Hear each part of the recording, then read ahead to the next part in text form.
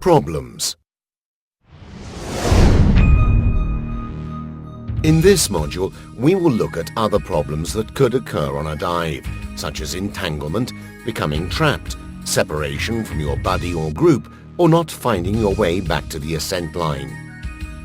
We will also look at what to do if a diver loses consciousness underwater. Specific problems.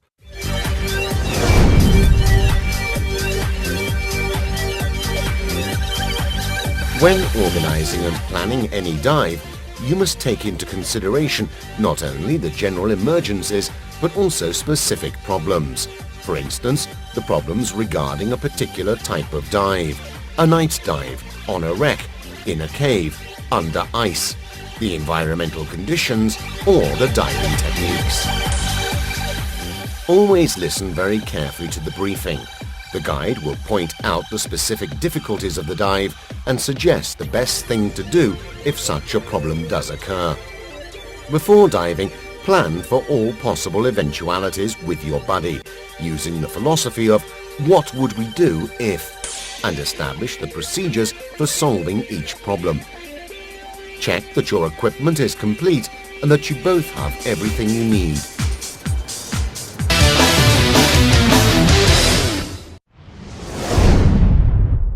Entanglement.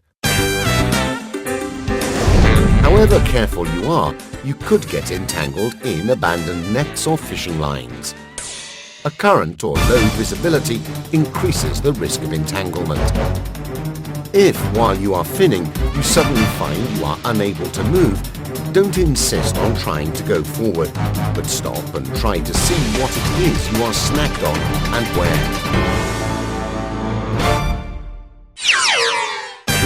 The safest solution is to signal to your buddy that you are snagged on something.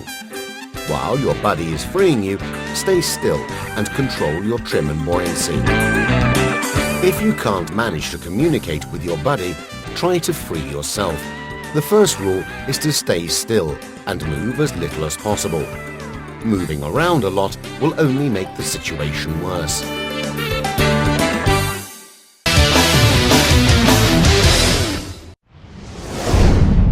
Becoming trapped.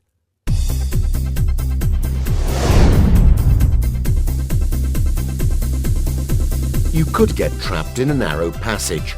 Stop. Don't insist on trying to move forward. First of all, try to understand if you are really trapped in the narrow passage or if, more simply, a dangling piece of equipment has become wedged in the rocks. Try going backwards slowly the way you came. If it is a piece of equipment that has snagged on something, free it, attach it firmly to your BC and continue the dive. If instead you were really stuck, alter your route. If it was the pressure gauge or second regulator, check that nothing has been damaged and carry out a safety check with your buddy, just like the check you do before the dive, to make sure that there are no suspicious leaks.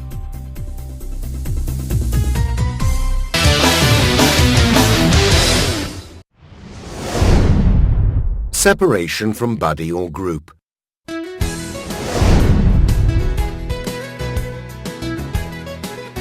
The buddy system is fundamental to the safety of all your dives. However, you could become separated from your buddy despite all the precautions. The rule you learned in the open water diver course is simple. Look round for about 1 minute and then ascend. You must look around in all directions, 360 degrees, and also above and below you. Try making a noise by hitting your cylinder with the handle of your knife or by using your shaker. Although it is true that it is not possible to understand the direction the sound is coming from in the water, any answer you get to your signal means that your buddy can't be too far away. If a minute has gone by and you still haven't found your buddy, you must re-emerge and meet up with them on the surface. This rule of ascending is valid in many cases, but it may not be appropriate in others. Imagine you are making a dive on a wreck in a current. The hull or the structure of the wreck will shelter you from the current. In this situation, if you ascend in mid-water, the current could drag you away from the site of the dive. In this case, it might be safer to establish a meeting point at the bottom of the ascent line. The procedures, therefore, must always be agreed on before the dive, so it is certain that everyone will carry out the same procedure in case of necessity.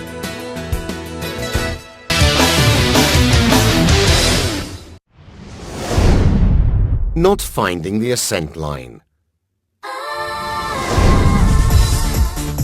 Many dives foresee making the descent and ascent using a line, but poor visibility, current, or navigational errors could mean that you don't find a line at the end of the dive. If you are near a wall, stay close to it as you ascend with your buddy. In this way, it is easier to control your ascent rate, and you are safe from the passage of any boats that may be passing on the surface. If you do have to make a free ascent in the blue, it is essential that you signal to the support boat that you are surfacing but are not using the line.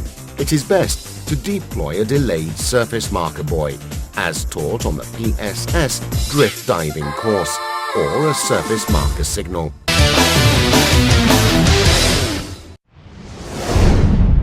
Loss of buoyancy. Loss of buoyancy may also occur when, during the descent, the diver does not compensate for the loss of buoyancy in the dive suit, or because they are wearing too much weight. Consequently, the diver begins sinking rapidly. You must act immediately and re-establish buoyancy by inflating the buoyancy compensator. If it is your buddy with this problem, and you can see that they can't solve it, you must step in and help, as long as you are sure you can intervene safely without putting yourself in danger. You can stop their descent by grabbing hold of their cylinder valve and putting air into their jacket using the power inflator device. Be careful.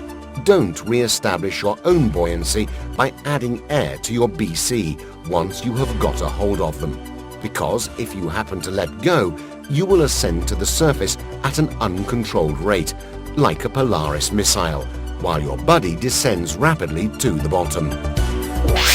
On the other hand, your buddy might be too positive.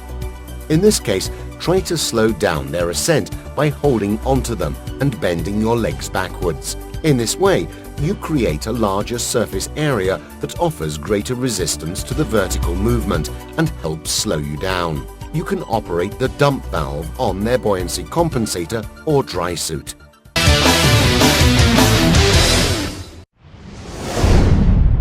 Ascending with an unconscious diver. If you see a diver immobile on the seabed or in mid-water, move towards them and carefully assess the situation as you approach them. As soon as you reach the casualty, check if they are conscious by tapping them on the shoulder and seeing if there is any reaction.